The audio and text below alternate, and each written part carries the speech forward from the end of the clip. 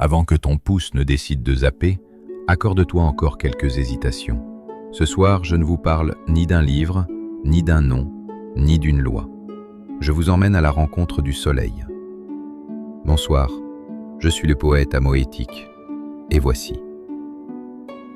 Le soleil ne prêche pas. Il est là, chaque jour, inlassable témoin de notre oubli.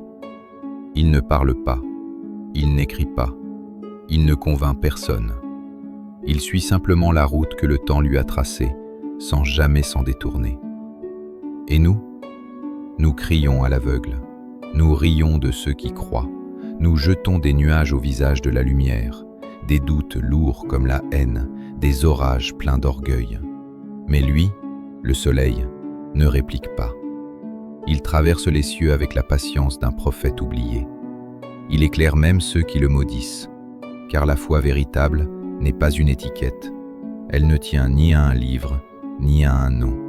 Elle est souffle, elle est harmonie. Elle est cet accord silencieux entre ce qui vit en nous et ce qui gouverne tout, invisible. Le soleil enseigne, mais peu savent lire sa lumière.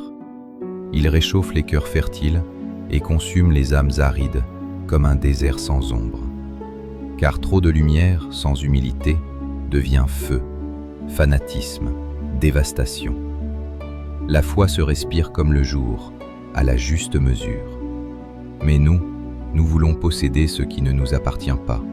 Nous marchons à contresens du cosmos, enfants orgueilleux du libre arbitre. Et pourtant, il continue, sa danse avec l'univers, sa valse avec la terre. Mais un jour, sans fracas, sans avertissement, la lumière changera de direction. Non pour punir, non pour convaincre, mais parce que même les astres obéissent à une loi plus vaste qu'eux. Ce jour qu'aucune horloge n'annonce, le soleil fera un pas en arrière. Et ce ne sera pas la nuit qui glacera le monde, mais le silence de ce qui n'éclaire plus comme avant. Alors le voile tombera, la vérité éclatera, non dans un cri, mais dans un silence plus brûlant que 1000 soleils. Et ce jour-là, il sera trop tard pour regretter d'avoir tourné le dos à la lumière. Il y a des vérités qu'on ne lit pas, mais qu'on ressent.